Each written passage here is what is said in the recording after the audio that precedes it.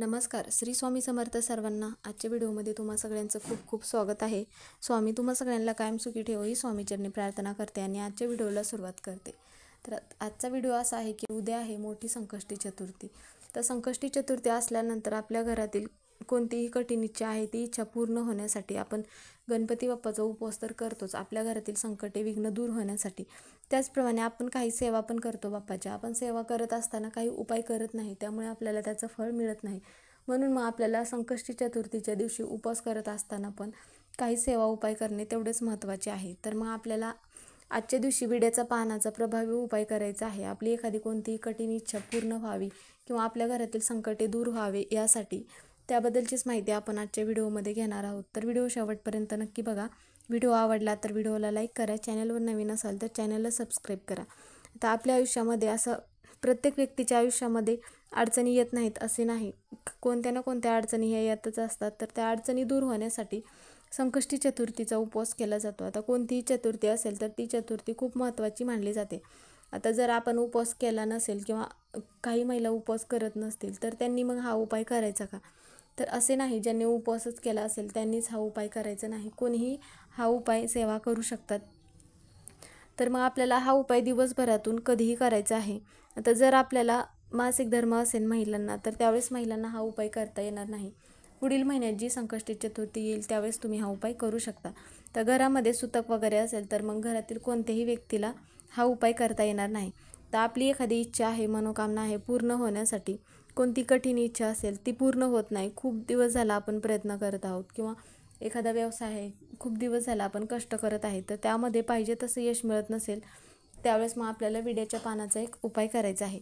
तर त्या अगोदर आपल्याला काय करायचं आहे, सकाळी लवकर उठल्यानंतर आपण देवपूजा तर करतच असतो. त्यानंतर मग आपण घरात म्हणा किंवा घराबाहेर म्हणा पाणी शिंपडत असतो.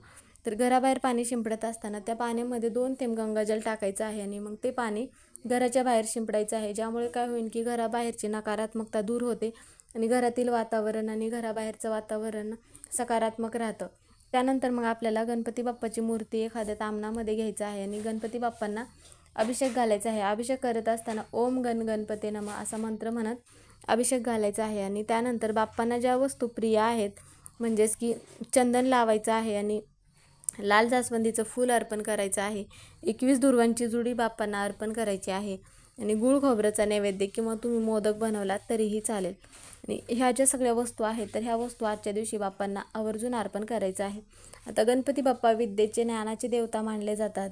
आता एखादा घरातील व्यक्ती सतत आजारी असेल किंवा मुलांची प्रगती होत नाही किंवा घरामध्ये सतत पैशाच्या अडचणी निर्माण होत असतील तर मग त्या मुलांकडून किंवा त्या व्यक्तीकडून आजच्या दिवशी 21 वेळा अथर्व शीर्ष म्हणायला सांगायचं आहे किंवा बाप्पांना त्या व्यक्तीकडून अभिषेक घालून घ्यायचा आहे आणि मग ज्या वस्तू प्रिय आहेत त्या वस्तू मग बाप्पांना अर्पण करण्यासाठी सांगायचं आहे.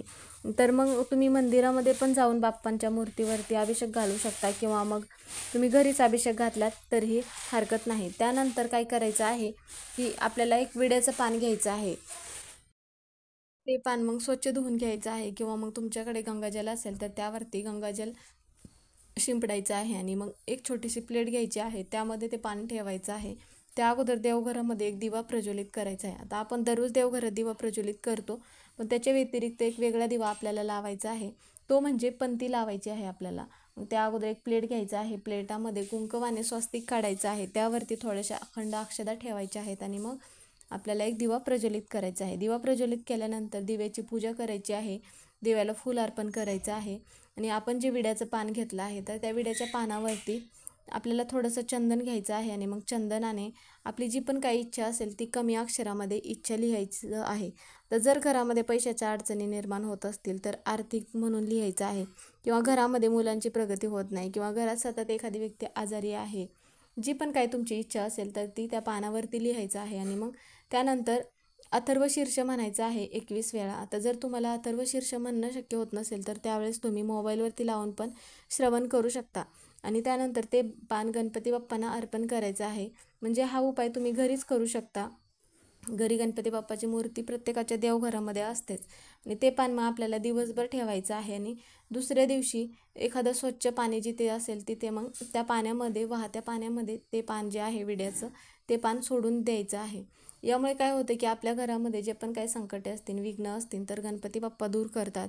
किंवा आपली एखादी कठीण इच्छा आहे, ती इच्छा पूर्ण होत नसेल तर त्यावेळेस पण गणपती बाप्पा आपली इच्छा नक्की पूर्ण करत असतात. त्याचप्रमाणे मग आपल्याला काय करायचं आहे, 11 तांदूळ घ्यायचं आहे. ज्याप्रमाणे आपण विड्याचं पान घेतलं आहे त्याचप्रमाणे 11 अखंड तांदूळ घ्यायचं आहे, म्हणजेच की तुटलेले वगैरे न घेता. आणि ते 11 तांदूळ मग आपल्याला काय करायचं आहे, त्या तांदळाला कुंकू लावून ज्याप्रमाणे आपण अक्षदा बनवतो त्याप्रमाणे ते तांदूळ आपल्याला कुंकू लावून मग अक्षदासारखे बनवायचं आहे. आणि मग गणपती बाप्पाला फूल वगैरे अर्पण करायचं आहे. आणि नंतर काय करायचं आहे की आपल्याला ओम गण गणपते नमः असा मंत्र म्हणायचा आहे. म्हणजेच की हा जो मंत्र आहे तर हा मंत्र आपल्याला 11 वेळा म्हणायचा आहे. आणि ते जे 11 तांदूळ आपण घेतले आहे तर ते 11 तांदूळ आपल्याला गणपती बाप्पाची जी मूर्ती आहे तर त्या मूर्तीवरती आपल्याला अर्पण करायचं आहे. म्हणजेच की उजव्या हातामध्ये एक तांदूळ घ्यायचा आहे आणि मग ओम गण गणपते नमः असा मंत्र म्हणायचा आहे आणि तो तांदूळ मग बाप्पांना अर्पण करायचा आहे. अशा पद्धतीने 11 वेळा मंत्र म्हणून मग हे सगळे 11 तांदूळ अर्पण करायचे आहे. आणि नंतर गणपती बाप्पांना आपली जी पण काही इच्छा आहे ती इच्छा पूर्ण होण्यासाठी प्रार्थना करायची आहे. आणि ते जे तांदूळ आहे तर ते तांदूळ आपल्याला दिवसभर तसेच ठेवायचे आहे. आणि एखादी कागदाची पुडी वगैरे बनवल्यासारखी ते तांदूळ त्यामध्ये ठेवायचे आहेत. आणि मग ती जी पुडी बनवलेली आहे तर जर तुमच्या घरामध्ये पैशाच्या अडचणी निर्माण होत असतील तर त्यावेळेस तुम्ही मग ते तांदूळ तिजोरीमध्ये, म्हणजेच की ती कागदाची पुडी तिजोरीमध्ये ठेवू शकता. किंवा एखाद्या घरातील खास व्यक्तीसाठी करत असाल हा उपाय तर मग त्या व्यक्तीच्या पाकिटामध्ये पण तुम्ही ही तांदळाची पुडी ठेवायला देऊ शकता. यामुळे काय होईल की त्या व्यक्तीतील जे पण काय आर्थिक अडचणी आहेत किंवा पैशाच्या अडचणी निर्माण होत असतील तर त्या सगळ्या अडचणी दूर होण्यास मदत होते.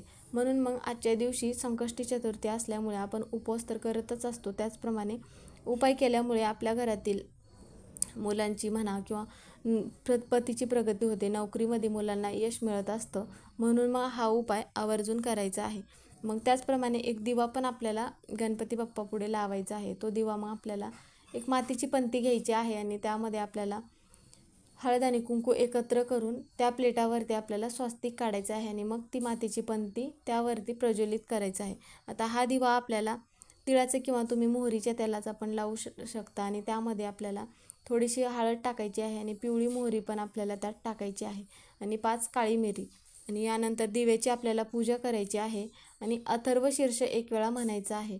किंवा मग तुम्ही ओम गण गणपते नमः हा पण मंत्र म्हणू शकता. हा उपाय तुम्ही खास मुलांना पण करायला सांगू शकता. जर तुमची मुलं मोठी असतील तर, लहान मुलं असतील तर मग आईनेच आपल्या मुलांसाठी हा उपाय आवर्जून करायचा आहे. ज्यामुळे काय होईल की आपली कोणती इच्छा असेल ती इच्छा मग गणपती बाप्पांना सांगायची आहे. मुलांची असेल किंवा तुमची स्वतःची असेल, नोकरीबद्दल असेल, जे पण काय असेल तर ते सांगायचं आहे आणि प्रार्थना करायची आहे ती इच्छा पूर्ण होण्यासाठी. तर मग आजच्या व्हिडिओतून एवढीच माहिती सांगायची होती. व्हिडिओ कसा वाटला कमेंट करून नक्की सांगा. कमेंटमध्ये श्री स्वामी समर्थ किंवा ओम गण गणपते नमः हे लिहायला विसरू नका. व्हिडिओ पूर्ण बघितल्याबद्दल धन्यवाद.